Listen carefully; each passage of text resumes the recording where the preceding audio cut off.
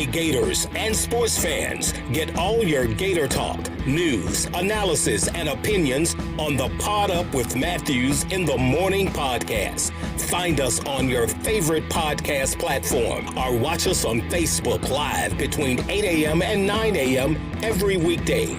Pod Up, because we are Gator fans. So say it's great to be a Florida Gator.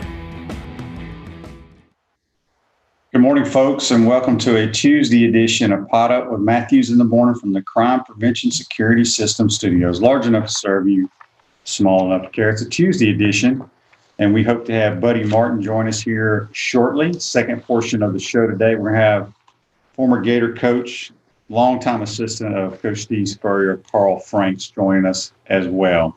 We'll hear some great Coach Spurrier stories, talk about his coaching career, some memories that stand out for him. If you missed it last night, the NBA playoffs keep rolling right along. The Milwaukee Bucks defeat the Orlando Magic, take a 3-1 lead. They beat them from 121 to 106. A really good game if you missed it. OKC, Billy Donovan's Oklahoma City Thunder, come from behind, tie the series against the Houston Rockets, 117-114. That series is tied at 2-2 now. The Miami Heat playing really good basketball. They sweep the Indiana Pacers to move on to the next round. They'll have plenty of time to rest. And then the Lakers, after losing game one to the Portland Trail Blazers, they made a statement the last three games. They win last night, 135-115 over Dame Lillard and the Portland Trail Blazers. So playoffs been pretty good, actually. I've watched a little bit here and there just to pass some time. Also yesterday on the senior tour, the Champions Tour, which I was not even aware of, and they were playing not even the middle of the week, the beginning of the week tournament. Phil Mickelson shoots a 61, leads by one shot on the senior tour. He is no longer eligible to play on the PGA Tour while the playoffs are going on. So he has moved up, turning 50, and is playing with the old guys, and he should have a lot of success doing that. As I said, we'll have Carl Franks joining us here shortly, hoping to get Buddy Martin. Buddy must have had a late night on his show, and who knows what Buddy was up to, but we hope to get him on the show. If you got any text or comments, please shoot us a text on the Titan MR text line. You can also Facebook Live us, which they're brought to you by Meldon Law, where you matter most. We got one right here from James, Facebook Live comment brought to you by Meldon Law, where you matter most. James says, hope we hear some Eric Rett stories from Coach Franks. I'm sure we will. He was a special player and a special kind of guy and a crazy guy. So, yeah, Coach Franks will definitely have some good stories about Rett, no question about it. We'll also talk to him a little bit about Aubrey Hill. Aubrey Hill was his wide receiver coach when Coach Franks was the head football coach at Duke University. And they had Aubrey's service this past Sunday. I watched it. You know, they had to do it virtually. It was done very, very well. So make sure you give us a call. Well, you can't give us a call, but you can give us a text, or you can Facebook Live us. Also, Major League Baseball is in full effect right now. Let's see what's going on in Major League Baseball. I have not been keeping up with Major League Baseball at all. But, of course, the Yankees, they have a half-game lead on the Tampa Bay Rays right now in the AL East. The Twins are up on the White Sox, 2.5-game lead on the White Sox and the Indians. In the AL West, 3.5-game lead for the Oakland A's over the Houston Astros. And in the National League, let's see, we got the Atlanta Braves over your Miami Marlins, 1.5-game lead. Cubs, 3-game lead over the St. Louis Cardinals. And in the NL West, obviously the Dodgers are the cream of the crop, 4-game lead over the San Diego Padres. Let's see, they've played about 30 games. So we're at the midway point. I think they're only playing 60 games this year, which is not very much in baseball, but at least we are playing. News and notes around the Gator football program. If you're not aware, the guys that were so-called holding out are all back at practice now. I'm not quite sure why they were holding out in the first place. I know a lot of it had to do with, I believe, their concern over COVID, but I don't know what changed their mind after a week of practice. So I don't quite understand that. It's not the NFL where you're holding out for more money or anything like that. But I think we got our man Buddy Martin, who had a late night down in Ocala, running the streets last night. Good morning, Buddy. How are you? Buddy's got to unmute. Morning, Shane. How we doing, buddy? Well, we had a little issue last night, but everybody's okay. We're all right. We'll stick us in the family up all night, one of those deals, but we're okay now. We're good to go. Sorry about that. I lost track of time. That's what happens. Real quick before we get you going here, buddy, we got a Facebook Live comment brought to you. It's actually a question brought to you by Meldon Law, where you matter most. Rick wants to know, I am not clear on football player living conditions at UF. Mm-hmm. Are they spread all over town and campus or living in the same dorm?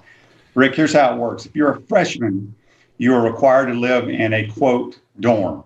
It's not considered an athletic dorm anymore, but majority of all the athletes that are freshmen live in this same area. After your freshman year, you're allowed to live off campus. I'd say 99.9% of the kids that are not freshmen are living off campus, whether it's an apartment, a house with other players, with other friends. But they are all in they're in good hands. Let's just put it that way. And people ask me, well, what if the kids go out at night? Well, they're in training camp, and it's from like 7 a.m. to 8 p.m. Then, they may get home by 9ish if they're lucky. It's deals where you will know who has bought into your team and your program, because if you go out and you get the virus, you've been a very selfish player. You are not doing what you're doing as a good teammate. So no positive test. I'd be very, very shocked if any players test positive during this football season. That's amazing. Good morning. That's amazing. Yeah, good morning, Shane. I apologize again. It's all good. But anyway, yeah. Hey, listen. You know that. The other thing is that I know these kids got energy, but I mean, you've been working out all day. You can't party all night, right? No, you can't. Every now and then, because they have some different rules than they normally have had during training camp, where it's not a full-fledged training camp. Because usually training camp, they go off to a hotel for about 7 to 10 days, and it's a grind. It's still a grind, but they're not doing the hotel portion of it. Yeah. And, I'm sure there's some guys that want to go out, and I get it. Even though you're tired, you may still want to go out, because some days you may only have a walkthrough and meetings. You may actually not have the practice, but you're putting yourself and your entire team at risk. And as of right now, we're in good shape.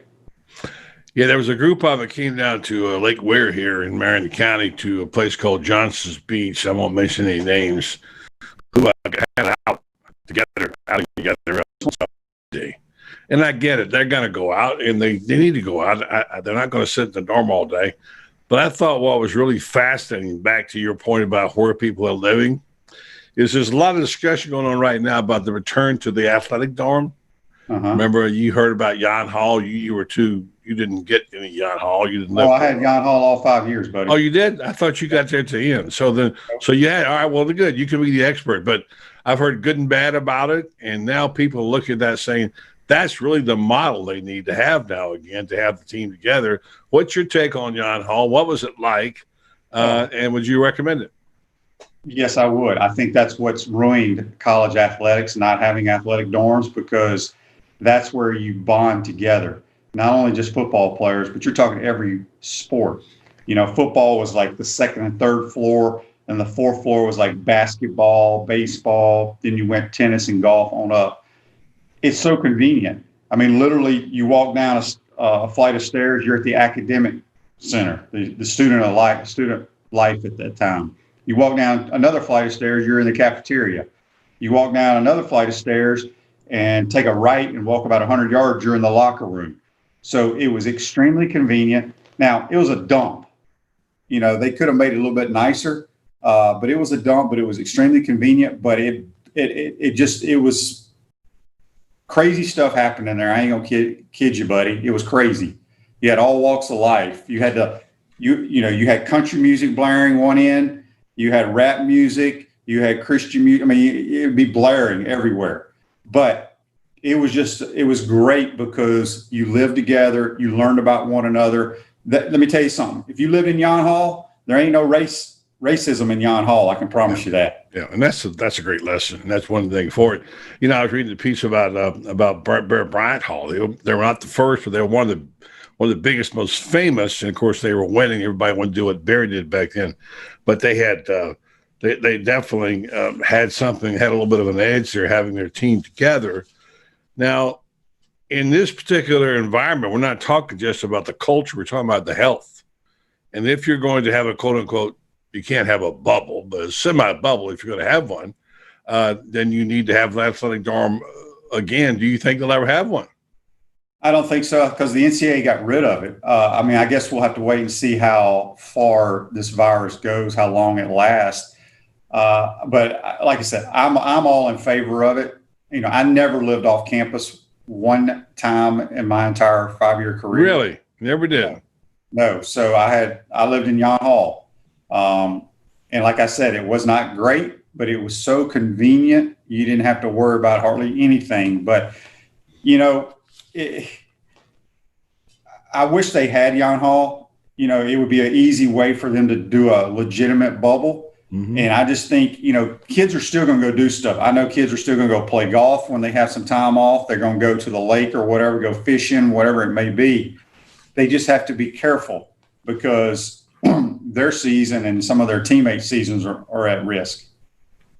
Yeah, so it's interesting they're talking about doing and they're bringing up how we seem to be going back to the future. There's so many things now that we're going back to. I mean, here we got a 10-game schedule again. Back when I was in school, we had a 10-game schedule, but it's a little different situation. And a lot of the things that were, they started this season later, like they did back in the day. And I don't think they're doing it on purpose, but it just goes to show you some of that stuff might be worth revisiting, like a Yacht Hall. I'm anxious to see what they do. And don't forget, you mentioned the NCAA getting rid of it. They may be getting rid of the NCAA. They may not have to say. So local and conference governing is going to be where it's at. And I think that's going to be interesting to see how it plays out. But that athletic dormitory, that was a big deal back then. And I'm told, by the way, when I went to school, players lived in the dormitories. And some of my best friends over at Murphy for years were players. And I had relationships with people and friends. And it was a mixed bag there, too. But I had some good friends from Texas, whatever, a couple of really good friends from Wisconsin. I think that's a good model. But today, in what we're talking about, the health standards, that would not be a good model because you want to control that number you want to control it among everybody. But your chances are better when you can have that quote unquote semi-bubble. Yeah, Rick had a question. Will the new the football facility have a dorm? No, it will not. It is strictly meeting rooms, locker rooms, training rooms, food hall. It'll have everything you need but dorms because you can't have athletic dorms according to the NCAA anymore. Buddy, the Gators that were missing are back in action, supposedly. Mm-hmm. Your thoughts on that? Well, we talked about it on the show last night, and I'm sure tonight on my show, where you'll be joining us, we'll talk about it again because it's significant. It's a very delicate subject because on one hand, you have the people who feel like that there's an air of arrogance about how they did it. Just didn't show up, whatever. On the other hand, you feel for the kids. Everybody's different. It's a different situation. And I think the idea that they would lose those players or might have a possibility of opening the year without Trevon Grimes and Jacob Copeland and Kadarius Toney and probably Zach Carter was a wake-up call to say, wait a minute, we're not that far away from being in trouble. So I think it did two things. One, I think it made the fans realize that these guys are going to be needed, although I know you have some thoughts about that. We talked about last week about some players who haven't proved themselves and haven't earned the right to do that. On the other hand, I think the fans now have learned to appreciate the fact that these kids are going through some difficult things, and maybe they overplayed their hand or got over emotional. But the one I think people seem to be most concerned about was Jacob Copeland. And it seems like after Teron Grimes was back at practice yesterday, and he was, they were all back, and Grimes had his picture making, doing the signal and happiness and whatever, that maybe things are better now. But I won't say it'll be the last time, because there will be other players who will opt out. But I think it was a good day for Dan Mullen yesterday to see those 4 guys back in uniform. Yeah, I think so. I would be curious about, and obviously you guys, you media boys can't really go interview these guys during this time, but what made them change their mind? Yeah. It's if you were concerned about the virus before the season started, what changed your mind after a week of training camp? And I'm curious where those guys sit from getting reps in practice, having missed that time. You know what I'm saying, buddy? This is not like the National Football League where you're holding out for money, and then if you're an elite player, as soon as you report to camp, you're inserted back in the lineup. That's what they do in the NFL. I personally don't see that happening because, I just don't see how a collegiate athlete can choose, regardless of the situation, to miss that much practice time and just be inserted back into the starting lineup. I think they're going to have to work their way in there. Well, I would think you'd be a players guy, and then most people I know who are players, people say, hey, give them a break, cut them some slack. They're going through emotional time. But I get what you're saying. I don't disagree with. But I agree. They're going through emotional time, but I think every player that's suiting up right now is going through an emotional time. No doubt. And nothing against these kids. I'm just saying, the other 100 and however many players are at training camp chose to, quote, take that risk or whatever you want to call it to start practice. These guys chose to sit out, which that's their right. And then they decided to come show up whenever it was after a week of training camp ain't fun. That's my point. Yeah. Yeah. I think I see where you're coming from. I would tend to give them a break. I'd like, and I know you can sort of spin this thing however you want to. I like what Grimes tweeted. Social media can be bad and can be good. There's the public was a little bit ticked off at some of these guys, particularly Copeland. But, you can't fall into that category of worry about what the fans are thinking or saying at this point in terms of discourse on social media. But I like that he did tweet out, Copeland did, Grimes did, happy to be here, all glory to the man above. So we're seeing some different things that we never saw before. No, and I don't quite understand why fans, when they were not at practice and it was reported they weren't there, that the fans were upset. They were very upset. They shouldn't be, though, because it's those kids' decision if they want to play or not during this time. What I'm saying is I'm just curious what changed their mind if they were worried about the virus, after you miss a week of sweating and meetings and practice and meetings and more meetings, and you folks have no idea how long these damn meetings last. Yeah. They're miserable.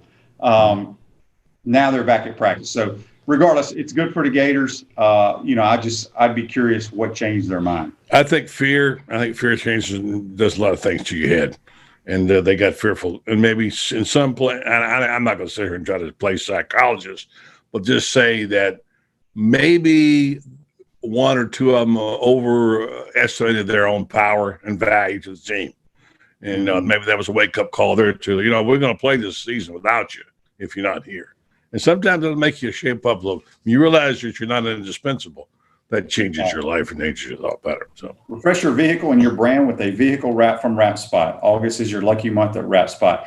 Mention promo code Shane and receive 13% off your vehicle wrap. We're speaking with our good friend Buddy Martin this morning. You can follow him on Twitter at Buddy Show. Check his show out Monday through Friday on Facebook Live around 9 p.m. Eastern Time. Buddy, well, do you think we're going to get this season in? I do. I mean, we are kicking off a week from this Thursday, college football. Yeah, that's amazing. I do until we don't.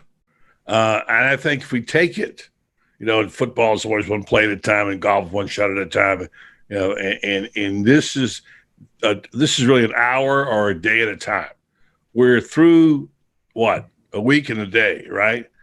There's still lights on up at the University of Florida. They're playing football, not so much at the Big Ten or Pac-12. And the decision they made was maybe best for a program.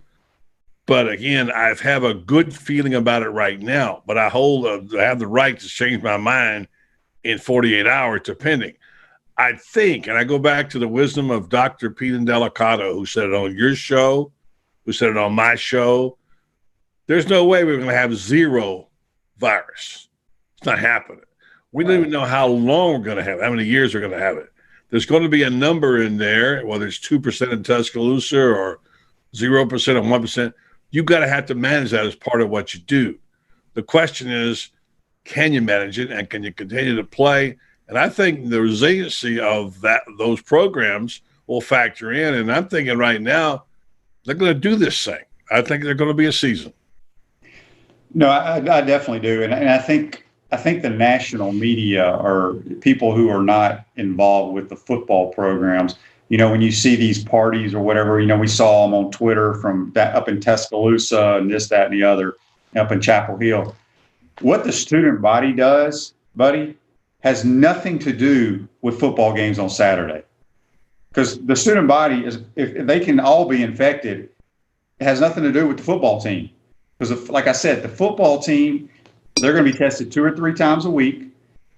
They're going to be in a safe environment. Now, if a guy goes out and puts his team and himself at risk, that's a different story. But I don't think what's happening on campus is going to have any effect on the football games. I could be wrong. That's just my opinion. Interesting. I heard a really interesting, and you'll weigh in on this, comment yesterday on Paul Feinbaum's show from a doctor who just called the show from Athens and talking about the situation and why it was that some people judge the SEC differently, especially if they're from the Big Ten country. Well, these guys put football above everything else. They don't value the health of the players, et cetera. They don't have the best doctors. That's baloney. This guy was apparently a top flight doctor who said this, and I agree with him.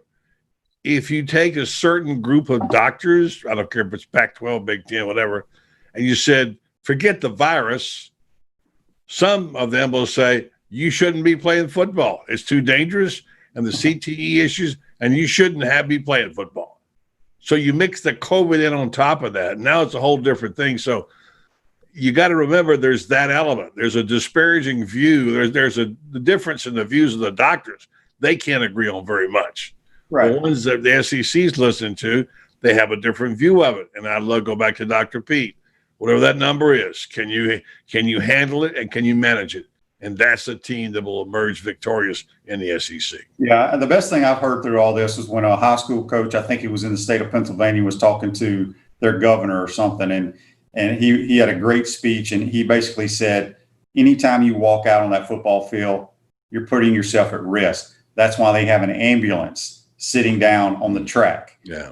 And I get it. That's from an injury standpoint, but there's also been people that play football that, have had heart issues or whatever and passed away. Sure. But a virus is different. But I really believe we're going to get this season in.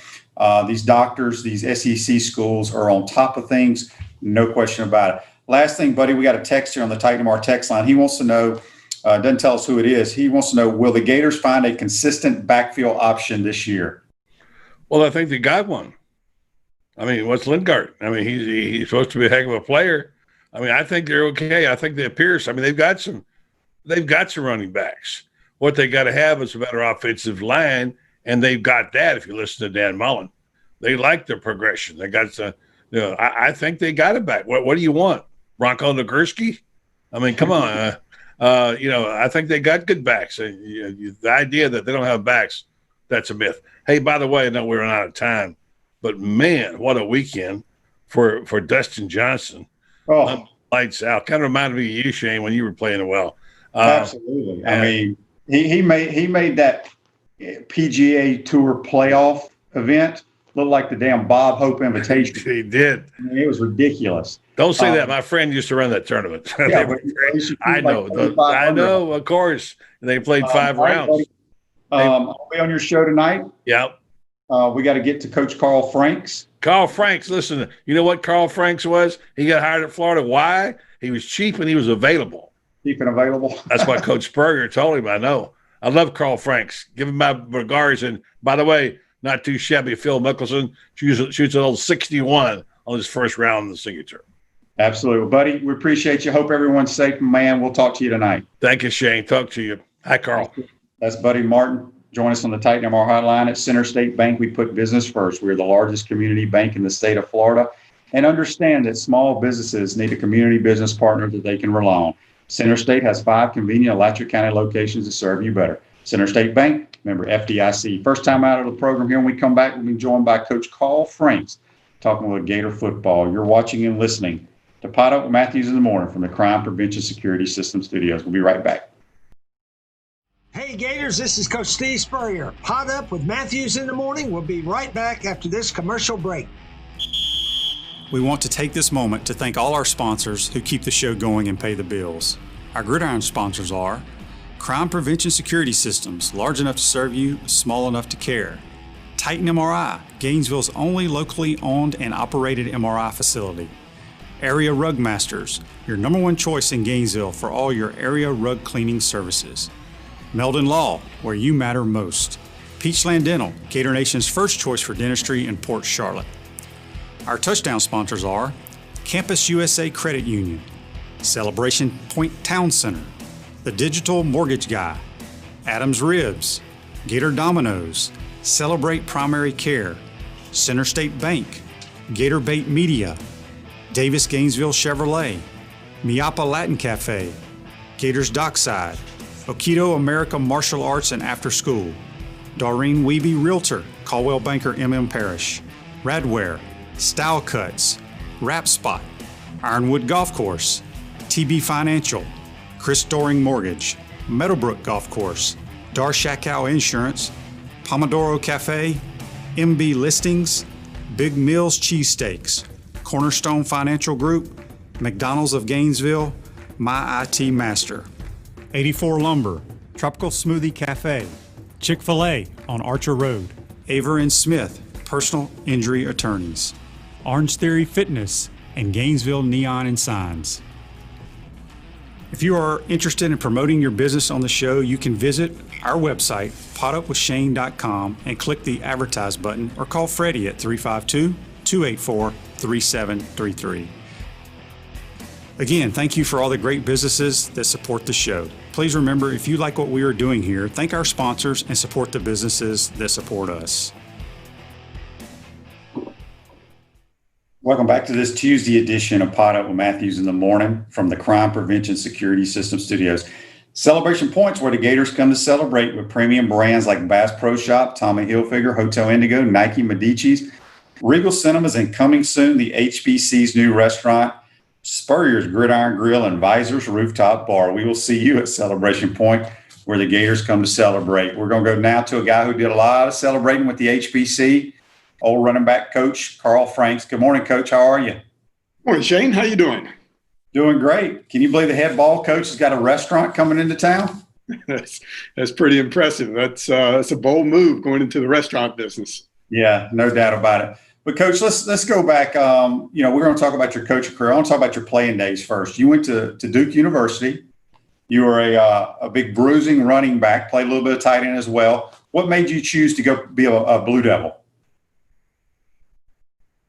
Well, my mother went to school at Duke. I lived about 45 minutes from there. And to show you how really smart I am, I figured, well, if I can go to Duke University, I'll get a great education. At the end of that time, I'll be able to come out and do something making lots of money. But instead, I became a football coach. So that wasn't really the plan going into it. Yeah. And then, at Duke, you didn't play pro ball. You played in the USFL. I don't think a lot of people know that. You played for the Tampa Bay Bandits, and you were coached by Coach Spurrier. Tell the story about what got you into coaching. Well, I had gone from Duke down to the Tampa Bay Bandits. I had played 2 years, and the running back coach, who was Jack Burns, he had left and gone to Louisville. And about that time, I was in the hospital in knee operation number 3. I'm getting a partial knee replacement next week because of all this stuff. But I'm figuring, okay, it's time to go do something else, figure out what's next in the rest of your life. And Coach Spurrier called me while I was in the hospital, and he said, "Carl, you need to quit playing." And I said, "Well, Coach, I was hoping I would be the one to tell you that." But he said, "But I want you to coach the running backs. Coach Burns is left, and I need a running back coach." I said, "Really? You want me? I'm like 24 years old." He says, "Yeah, you know the offense. I know you. And besides, you've got the two qualities we really need in this league." So I asked what those two qualities were. And in true Coach Spurrier fashion, he said, "Carl, you're cheap and available." So that's good qualities to have sometimes in life, is to be cheap and available. Yep, there's no question about it. He loves that saying, no doubt about it. So, you coach a little bit in the USFL and then go back to Duke with Coach. Y'all win an ACC championship, which is pretty much unheard of. Just talk a little bit about that ACC championship y'all won.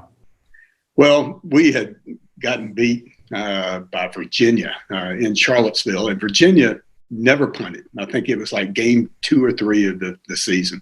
So we made a lot of changes defensively. We're getting ready to play Clemson in Durham. And then everything just kind of fell into place. Clemson, I think, was number 7 in the country, something like that.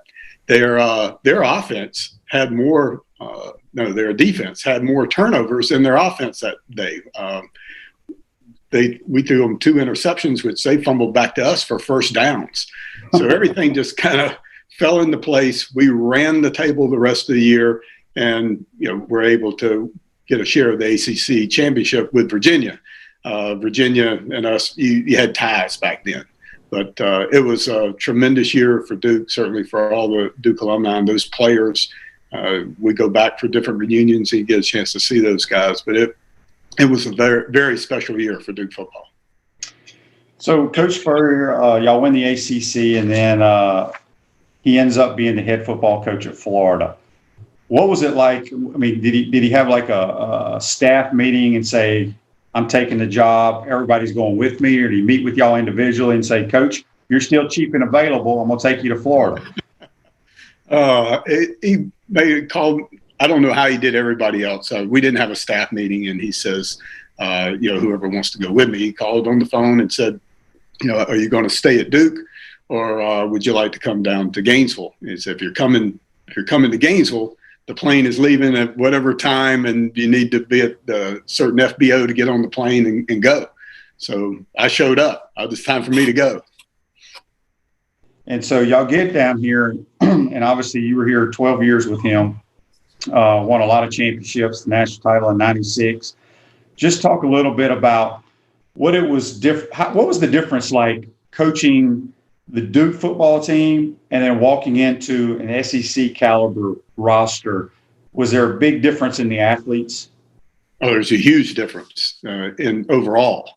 Especially, we really had a great defensive team in 1990 because not a whole lot of things changed on defense. I know there were new coaches and those kind of things, but offensively, he had a lot of weapons. The big thing to figure out offensively was who was going to play quarterback, and you remember that very well.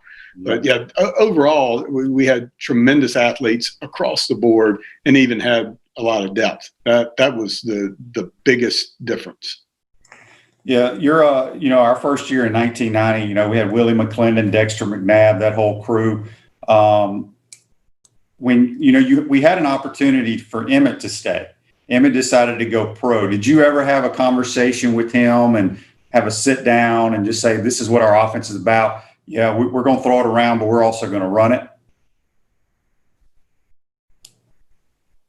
Well, you were on a bit of a delay for me. Can you tell me what was the question again? So when y'all first got here, Emmett was still a Gator. Right, yes. Before he was declaring to go to the NFL. Did you personally ever sit down with him and say, "Look, I've played running back in this system. This is what you can do"? Or did you not even have a conversation with him? No, I had a conversation with him. I explained to him what the offense was going to be. The perception was that we threw it all over the place, and we did. But our running back had just gained 1,000 yards, and it was a great opportunity for a young man to come in to play running back in that offense. So Coach, let's talk about all the great running backs that you coached here. I mean, obviously, I talked about Willie and Dexter McNabb. You had Eli Williams, Terry Jackson, Fred Taylor, Erett. I mean, we can go Ernest Graham. We can go on and on and on. I want to talk about Eric Rett for a minute because we had somebody send a Facebook Live question about you, Rett. You got any good Eric Rett stories you can let our listeners know? Oh, my goodness. There's a lot of Eric Rett stories. And what's great is, Shane, I stay in touch with all those guys. I mean, it's amazing. Dexter McNabb is up in Green Bay. I think he's an assistant principal, maybe a principal by now. Willie McClendon's still in Florida. I heard from him earlier in the year. Certainly stay in touch with Eric. Elijah Williams is the head coach at Jones High School in Orlando, and we signed quite a few guys from over there. But one of the greatest examples of Eric Rett was probably one of the hardest working players that I ever coached. I mean, but maybe not the most talented, but certainly was the hardest working player. Every time that he got the ball in practice, and you'll remember this, if he was running the ball and it wasn't tackled to the ground, he took the ball to the end zone every single time. And I remember Coach Spurrier looking at me one time because he was ready to run another play. He said, "Could you please get him to quit doing that?" I said, "Coach, my best player is showing that kind of work ethic. Do I really have to make him stop? Because my best player is setting the example for everybody else. And it's certainly for the younger guys of what the work ethic, the personality it takes. Of course, usually now when he took the thing to the end zone, he was talking the entire way down there to the defense. But that just shows you the kind of thing, the kind of work ethic that Eric had. Was that ball was going to the end zone at practice every time when he had the opportunity to do it. So it kept him in great shape, and it set a great example for the other running backs, and certainly set a great example for the team. Yeah. At Chris Doring Mortgage, they do mortgage lending right, helping home buyers throughout Gainesville and North Central Florida. Call Chris Doring Mortgage today, 352-244-0840. Sticking with the running backs, the national championship team, Coach, you had Eli, Terry, and Fred. Right. Everybody wants the football, especially the running backs. They don't want to ever come out. How in the world did you keep all three of them happy? Well, they were a great group of guys. I mean, we had a room, the running back room had a lot of talent in it. And so we would just discuss, this is how it's going to work. We're going to try to get everybody in the game, especially in the first half. I wanted everybody in the game in the first half because I don't want guys handling the ball in the second half who've never touched the football. And then it was going to come down to a matter of who got the hot hand, who got on a roll, who was doing well that day, or maybe there were certain situational plays you wanted to have certain guys in at certain times. But there was really a great sense of camaraderie with that group. They certainly embodied that they didn't care who got the credit. It was, make the most of your opportunities while you were in there. And they knew that everybody deserved to be in the game. I never remember any complaints about, I need the ball. Those guys were team players. It is a team game, and they embraced that and knew that we were always going to do what was best for the team and try to get everybody in the game in as many touches as we could. I mean, you never knew. I knew what the play was, but you couldn't always know what the play is and then send a guy in. So sometimes it was the roll of the dice of who got what plays. And so when you're out on the recruiting trail, when you're here at Florida, I'm curious, because we threw the ball a ton in the Spurrier era, but people don't realize we were about 55, 45, 60, 40 past the run ratio. But did the other college coaches try to use that against you when you were recruiting running backs, saying, you don't want to go to Florida, they're not going to run the football? Was that ever used against any of your recruits? Well, not to great effect. I mean, especially after Eric Rett, he leaves and still is the all-time leading rusher at the University of Florida, who played 4 years in Coach Spurrier's offense.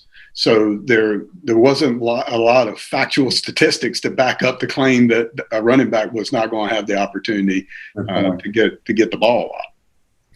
Speaking of Eric Rett, we just got a Facebook Live question from Frank, brought to you by Melton Law, where you matter most. He says he wants to hear your best E-Rett story. Now, you told the story about running, but you got a really good one, because he's a different character now. Oh, it certainly was. Golly. I thought about Coach Spurrier's stories to tell today. I didn't know I was going to have to remember all the Eric Rhett stories. Well, my favorite Eric Rhett story, well, it's not really a story. It's basically, I basically told Eric Rhett what to do on about every play.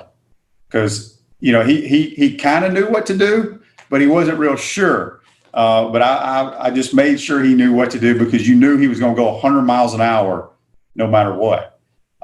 So we'll let you think about your Coach Spurrier stories. That's what we really want to hear. But Coach, talk a little bit about, in your 12 years here, what's probably the greatest memory that stands out in your mind? Oh, wow. Greatest memory. There are a lot of great players, a lot of great time spent with those guys. Those were some of the most fun things, was the individual time you got with the players. But, I guess it was at the Sugar Bowl. We were getting ready to play Florida State. Everything had fallen into place. And we're on that bus to Gonzales, Louisiana, the drive up to the door, 2-story Holiday Inn, away from all of the madness that was going on in New Orleans. I think that was one of the greatest things we did, was get those players out of all that commotion that was going on and give them a chance to really focus. So we get there, and I forget the teams that were playing that had to win for us to have a chance. But when that game was over, and now we know that we've got a chance to play for the national championship, all those guys come out of their rooms. Everybody's hanging over the rails. They're pumped up. Coach Spurrier's room is next to mine.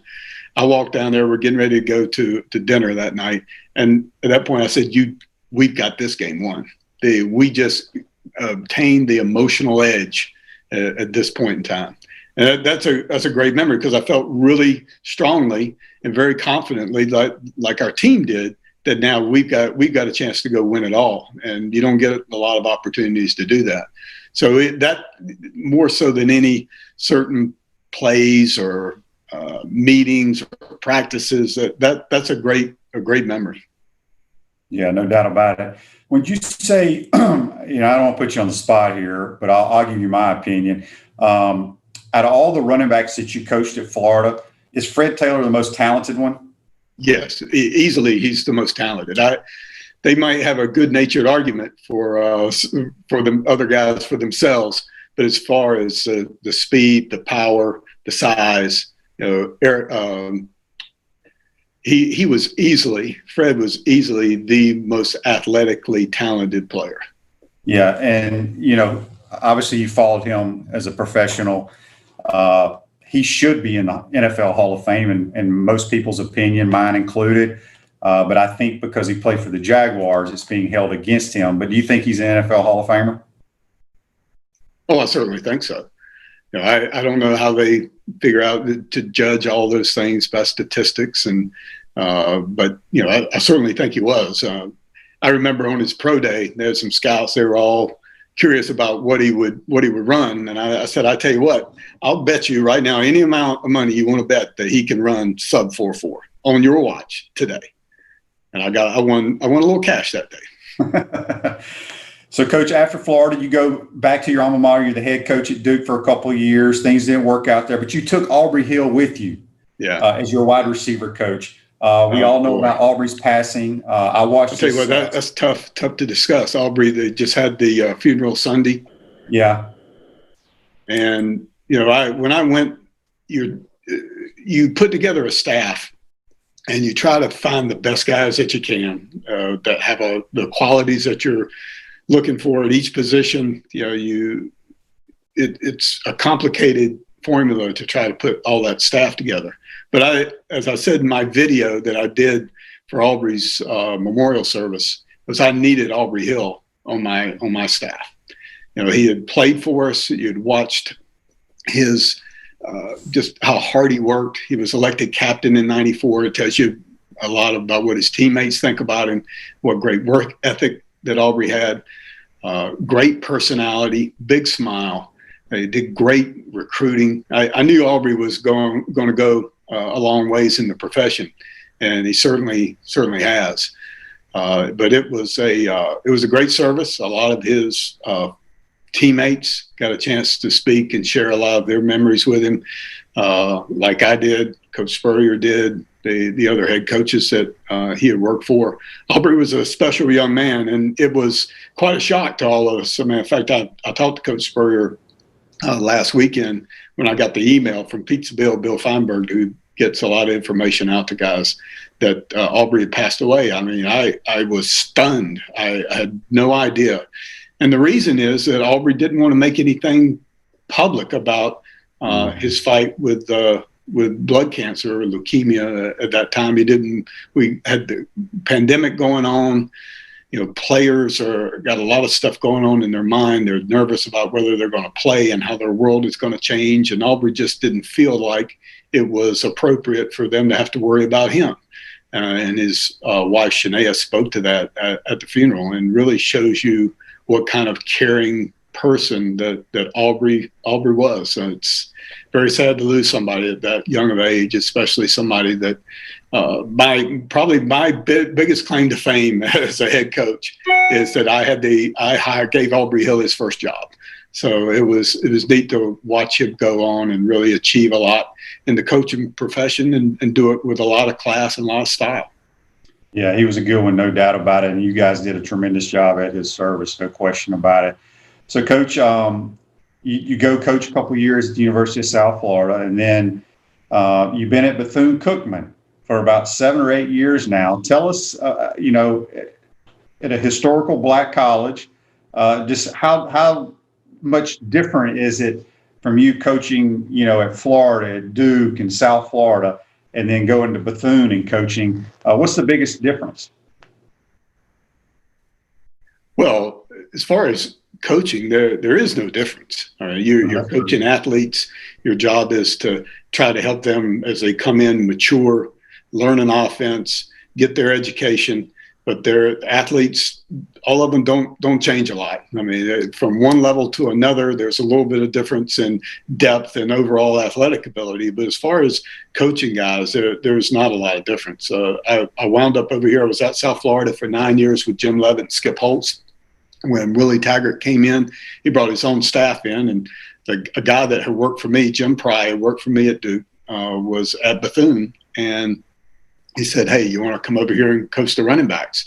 So I said, "Well, maybe." So I came over, talked to those guys, and it's been a great experience for me. Of all the jobs I've had, I'm working for a great individual. Terry Sims is the head coach over here. He couldn't ask for a better person as far as managing his staff and really making you feel like you're a big part of it.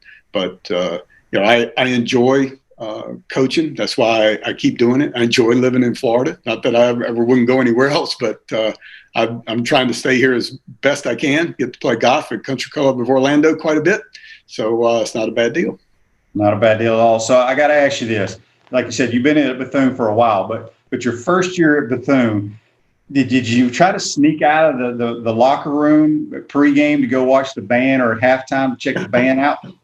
Well, the band, what's unusual about Bethune, I mean, the band practices right where the football team does, just a field adjacent to it. So you got to hear them all the time. Now, most of the time at colleges, when you're on offense, your band doesn't play. Obviously the other team's band's not allowed to play when you're on offense because of the noise factor. Well, at Bethune, the band plays when you're on offense. So you get to hear them a lot, and they are right behind you. At our home games, the section goes right down to the wall, to the field at Daytona Stadium. So they're quite impressive. A chance to get to know a bunch of those guys and the band director. So they're a huge part of Bethune-Cookman's culture, and we embrace it. So y'all are supposed to be slated to play in the spring, correct? Well, yes. The MEAC announced, I think it was about a week ago, that we are going to try to play in the spring. Now, does Bethune have Jackson State on the schedule here in the next couple of years so you and Coach Brady Ackerman can go at it? Well, we went at it in the first game of the year last year. Okay. John Hendrickson is the head coach there. We coached together in South Florida. And so I got a chance to visit with Brady a little bit after the game. We've talked on the phone a few times. I really enjoyed Brady when he was a player at Florida. He and G.A. Mangus would come into my office on Monday mornings and give me the recap of their weekend. Now, their stories I cannot repeat, but those are some of the most fun times. If you want to look forward to a Monday, when those two guys walked in the door, it got your week off to a heck of a start. That's great. All right, Coach, we got about 2 or 3 more minutes left with you. I appreciate you taking the time. We got to hear some head ball coach stories from Coach Franks. Well, one of the funniest ones I thought was I actually coached the linebackers one year at Florida. Coach Spurrier mixed everything up, so I'm coaching linebackers. We're playing Georgia in Gainesville, and James Bates is a linebacker. Everybody knows James. You see him a lot on Facebook in his drawings, pictures. He's been very successful with that. And his family got a great family of swimmers. But I put James in the game a lot on third down because he was a really good pass coverage guy. Well, they got the ball. Georgia's got the ball somewhere like about the 12, and maybe it's I'm sure plenty of people can correct me. So it's just around the 12. Don't hold me to that. And so I send James in the game. And over the headphones, I hear Bates. Who put Bates in the game? Well, everybody knows who put Bates in the game. And then he gives me the tap me on the shoulder and send me to Bellevue if he ever makes a play. So they drop back, throw the ball. James intercepts the ball and returns it for a touchdown. Yeah, now, Spurrier's son, Steve Jr., is up in the box, and he is a GA on defense. So I said, Bubba, how much will you pay me to go down there and tap your father on the shoulder? The next thing I hear is, I'm still on the headset. The head coach. That's great. That's great. But there was really nothing. We both take it good naturedly. But that was at least that was one of the few stories that worked out in my favor. Usually there wasn't a whole lot of them that worked out in your favor. That's awesome. Well, Coach, we appreciate you taking the time today to join us. Hopefully you guys get to play in the spring. We'll be watching. But in the meantime, enjoy playing a little bit of golf and hit them straight. All right, my man. It was good seeing you. I wanted to show you one thing. If we got just a second here. Here we go. Here's my, I know everybody took a picture. See if you guys can see it. Here's my Coach Spurrier cutout for his 75th birthday. Oh, yeah, that's great. Somebody had the big, tall cut up of him being at South Carolina, and a good friend of mine, Jill Mickle, had that thing. So that was my picture I sent to him for his 75th birthday. Everybody, his daughter had a bunch of people put pictures together, saw yours. They were all pretty good. Yeah, that's awesome. Well, we appreciate it, Coach. Stay safe down there, and we'll talk to you soon. All right, Shane, great being with you. Yep, that's Coach Carl Franks joining us on the Titan MR hotline, and we appreciate – I love that Coach Spurrier story. But that's the great thing about coaching, folks, and I've said it. It's the relationships that you build, as he mentioned. When 2 walk-ons come into a coach's office and tell them how their weekend went, that's just the relationships that you'll have the rest of your life. This Day in Sports is brought to you by the Best Restoration. Fires, hurricanes, or leaking pipes, whatever causes havoc in your home or business, call the best at the Best Restoration, 352-353-0768. This Day in Sports back in 1996, the year the Gators won their first national title. The U.S. Golf Amateur Champion was won on Tiger Woods. Old Eldrick won the Amateur Championship back in 1996. That's brought to you by the Best Restoration. Don't forget Peachland Dentistry, Gator Nation's #1 choice for dentistry in Port Charlotte and surrounding areas. Visit them at peachlanddental.com. Don't forget tomorrow, big day tomorrow. We got Carl Franks. We had Coach Franks today. My bad. We got Chris Patrick, long time head trainer at the University of Florida. The South End Zone Training Room is named after him. Just as good a person as you'll ever meet. He'll have some great stories for us tomorrow. But today's show is going to be a wrap, brought to you by Wrap Spot. Be safe out there, folks. Make sure you tune in. Tell your friends to follow, like us. Check us out on YouTube, Spotify, Apple Podcasts, and Google Podcasts. Take care. We'll see you tomorrow. 1st and 10. Matthews, near side, wide open, Alonzo Sullivan. He may go. Touchdown, Gators.